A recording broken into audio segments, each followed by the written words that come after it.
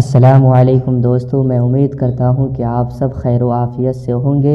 آپ کا پھر سے ویلکم کرتا ہوں میں اپنے یوٹیوب چینل کونین وائز میں۔ بسم اللہ الرحمن الرحیم۔ آج میں آپ سب کو حضرت ادریس علیہ السلام کے بارے میں بتاؤں گا کہ حضرت ادریس علیہ السلام کی زندگی کیسی تھی، اسی پر گفتگو کروں گا۔ تو شروع کرتے ہیں۔ حضرت ادریس علیہ السلام کا اصل نام اخنوق ہے۔ آپ نوح علیہ السلام کے پردادا ہیں۔ حضرت آدم علیہ السلام کے اس دنیا سے جانے کے بعد سب سے پہلے رسول آپ ہی ہوئے، اور آپ کے والد حضرت شیس ابن آدم علیہ السلام ہیں۔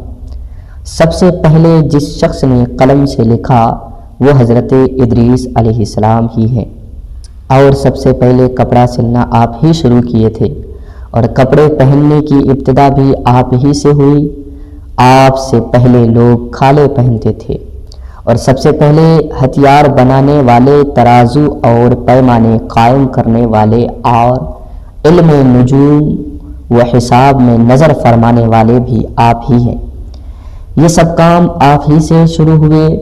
اللہ تعالیٰ نے آپ پر 30 صحیفے نازل کیے، اور کتب الہیہ کی کثرت درس کے باعث آپ کا نام ادریس ہوا۔ اللہ تعالیٰ قرآن مجید کے سورہ مریم میں ایک مقام پر حضرت ادریس کے بارے میں فرمایا، وَاذْكُرُوا فِي الْكِتَابِ إِدْرِيسَ إِنَّهُ كَانَ صِدِّيقًا نَبِيًّا وَرَفَعْنَا مَكَانًا عَلِيًّا۔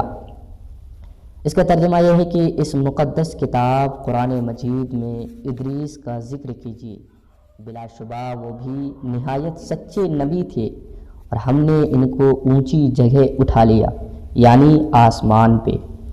اس آیت کی وضاحت حدیث پاک سے بھی ہوتی ہے، جس میں بیان ہوا ہے کہ چوتھے آسمان پر ان سے رسول اکرم صلی اللہ علیہ وآلہ وسلم کی ملاقات ہوئی تھی۔ حضرت کعب سے مروی ہے کہ حضرت ادریس علیہ السلام نے ملک الموت سے فرمایا کہ میں موت کا مزہ چکھنا چاہتا ہوں، کہ موت کا مزہ کیسا ہوتا ہے، تم میری روح قبض کر کے دکھاؤ۔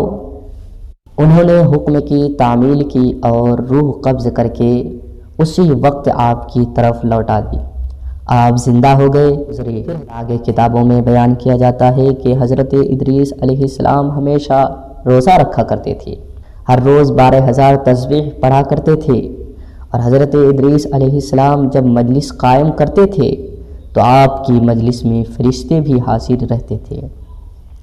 حضرت ادریس اپنے امت سے فرمایا کرتے تھے کہ میں 30 بار آسمان پر گیا ہوں اور اسرار علوی سے واقف ہوں۔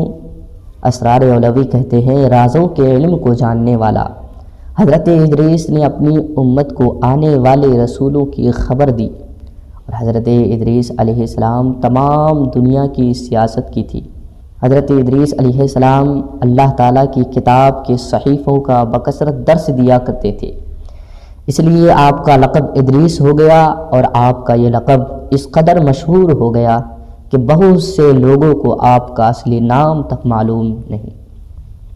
قرآن مجید میں آپ کا نام ادریس ذکر کیا گیا۔ تو یہ مختصر سی گفتگو، یہ واقعہ حضرت ادریس علیہ السلام کے بارے میں بیان کیا گیا۔